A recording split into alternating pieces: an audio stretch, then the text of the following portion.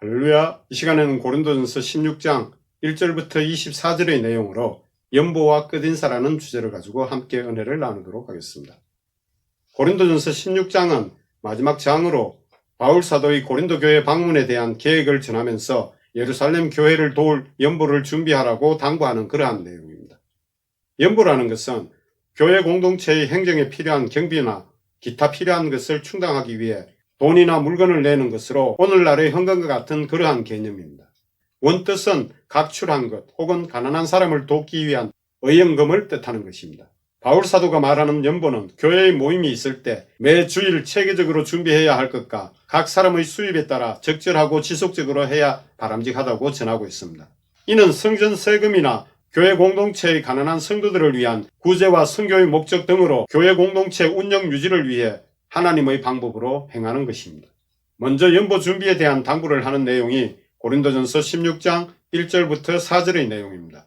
성도를 위하는 연보에 관하여는 내가 갈라디아 교회들에게 명한 것 같이 너희도 그렇게 하라. 매주 첫날에 너희 각 사람이 수입에 따라 모아두어서 내가 갈 때에 연보를 하지 않게 하라.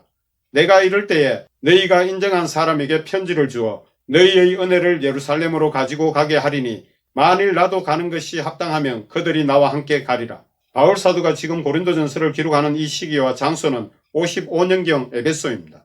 먼저 갈라디아 교회들을 언급하는 것으로 볼 때 갈라디아서를 먼저 보낸 후 고린도전서를 기록한 것으로 추정이 됩니다.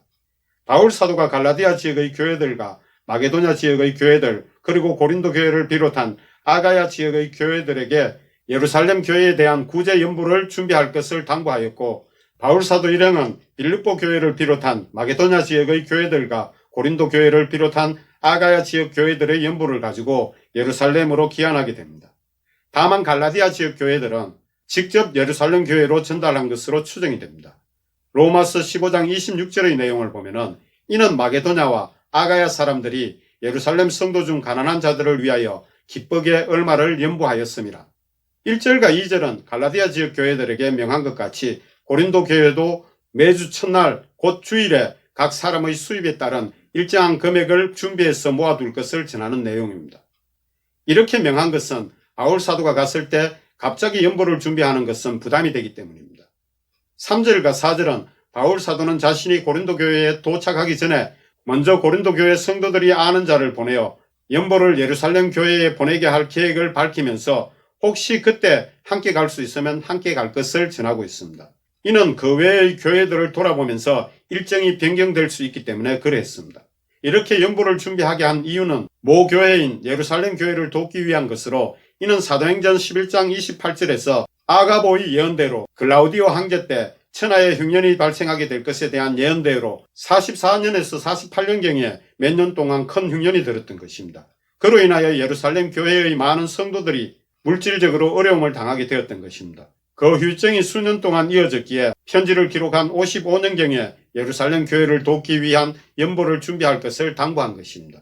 고린도전서 16장 5절부터 7절 내용을 보면 내가 마게도냐를 지날 터이니 마게도냐를 지난 후에 너희에게 가서 혹 너희와 함께 머물며 겨울을 지낼 듯도 하니 이는 너희가 나를 내가 갈 곳으로 보내어 주게 하려 함이라. 이제는 지나가는 길에 너희 보기를 원하지 아니하노니 이는 만일 주께서 허락하시면 얼마 동안 너희와 함께 머물기를 바람이라. 5절에서 6절의 내용은 현재 에베소에 있는 바울 사도가 고린도 교회를 방문하는 과정을 설명하는 것으로 이는 2차 선교 여정 때와 같이 드로아에서 배를 타고 마게도냐의 첫성 빌립보 교회와 그 외 교회들을 방문하면서 아가야 지역의 고린도로 갈 계획을 알려주는데 고린도 교회에서 겨울 3개월을 보낸 후 2차 선교 여정 때와 같이 고린도 옆 갱그리아 항에서 배를 타고 예루살렘으로 귀환하려는 계획을 설명해주는 내용입니다. 그러나 실제로는 고린도에 도착한 후 겨울을 보내고 이듬해 봄에 갱그리아 항에서 배를 타고 귀환하려고 한 계획을 변경하게 됩니다. 그 이유는 고린도 교회를 잠깐 들린 후 갱그리아 항과 갱그리아 교회를 들렀다가 베베라고 하는 여자 집사를 통해 유대인들이 이듬해 예루살렘으로 귀환하려는 바울 사도와 일행을 성선 후에 죽이려고 하는 음모를 알게 되므로 그 계획을 수정하게 되는데 그 원인이 지금 쓰고 있는 편지 내용, 즉 마게도냐 지역의 교회들을 순회한 후 고린도에 가서 겨울을 보내고 이듬해 갱그리아 항에서 배를 타려는 일정에 관하여 고린도 교회의 일부 못된 자들이 유대인에게 그 계획을 알려줌으로 인해 발생하는 업무였기 때문입니다. 그래서 고린도 후서에서는 일정을 변경하게 되는데 바울 사도와 일행의 정보를 유대인에게 제공한 자들은 그것을 가지고 터집을 잡지만 바울 사도는 이후 일정은 공개하지 않고 고린도 교회에도 오래 머물지 않게 됩니다. 바울 사도가 겨울을 지내려고 한 구체적인 시기는 57년 말에서 58년 초까지 약 3개월 동안입니다. 이 기간에 로마스를 보내게 되는데 당시 건동지방은 겨울에 여행하는 것을 꺼려했습니다. 바다는 얼어서 배를 이용할 수 없게 되고 육지는 추위로 여행에 지장을 주기 때문이었습니다. 고린도전서 16장 8절 9절 내용을 보면 내가 오순절까지 에베소에 머물려 함은 내게 강대하고 유효한 문이 열렸으나 대적하는 자가 많음이라. 8절 9절 이 내용을 통해 본다면 바울 사도는 고린도전서를 오순절이 되기 전 봄에 쓴 것임을 알 수가 있습니다. 바울 사도가 에베소에서 오순절까지 머물러 있으려고 한 이유는 복음의 문이 열려 있음을 알았기 때문입니다.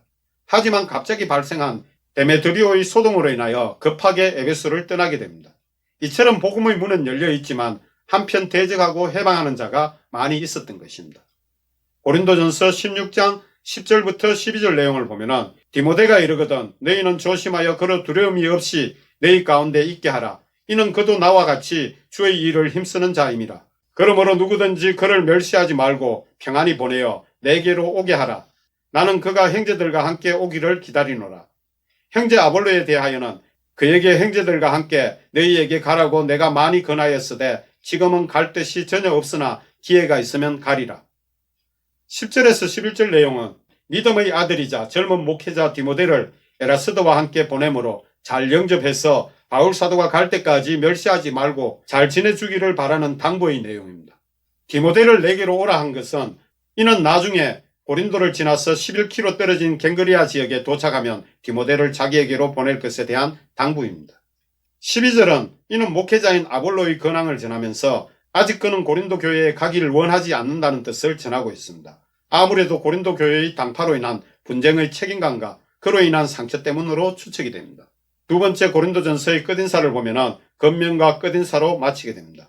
고린도전서 16장 13절부터 16절의 내용을 보면 깨어 믿음에 굳게 서서 남자답게 강건하라.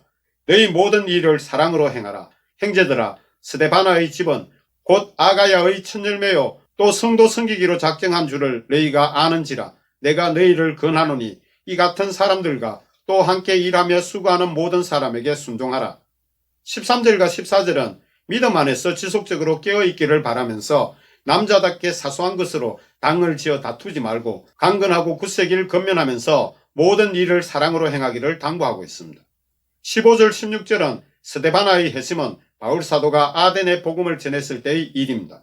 그의 가족 전체를 가리켜 아가야의 첫 열매로 지칭하는 것으로 보면 이는 스데바나는 아덴에서 회심한 자 중의 한 사람으로 볼 수 있습니다. 그러므로 그가 아덴에서 회심한 이후에 고린도 교회에서 그의 가족들과 세례를 받은 것으로 추정이 됩니다. 고린도전서 1장 14절부터 16절의 내용을 보면 나는 그리스도와 가이오 외에는 너희 중 아무에게도 내가 세례를 베풀지 아니한 것을 감사하노니 이는 아무도 나의 이름으로 세례를 받았다 말하지 못하게 하려 함이라. 내가 또한 스데바나 집 사람에게 세례를 베풀었고 그 외에는 다른 누구에게 세례를 베풀었는지 알지 못하노라.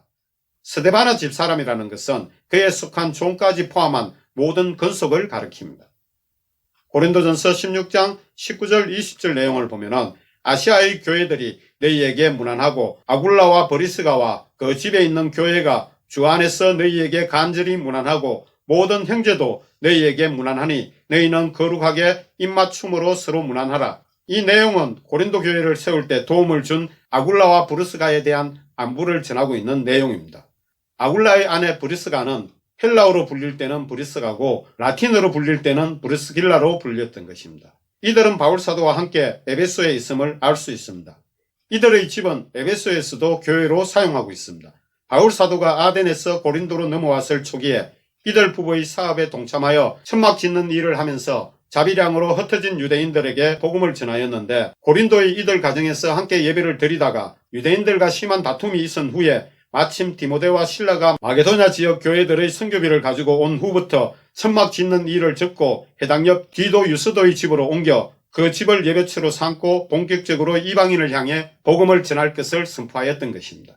사도행전 18장 5절부터 7절 내용을 보면 잘 나타나 있는데, 실라와 디모데가 마게도냐로부터 내려오매 바울이 하나님의 말씀에 붙잡혀 유대인들에게 예수는 그리스도라 밝히 증언하니 그들이 대적하여 비방하거늘 바울이 옷을 털면서 이르되 너희 피가 너희 머리로 돌아갈 것이요 나는 깨끗하니라. 이후에는 이방인에게로 가리라 하고 거기서 옮겨 하나님을 경외하는 디도 유스도라 하는 사람의 집에 들어가니 그 집은 해당 옆이라.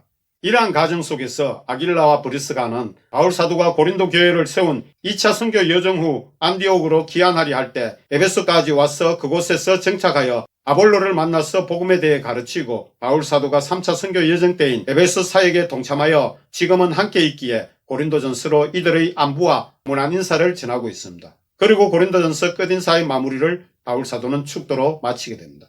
고린도전서 16장 22절부터 24절 내용입니다.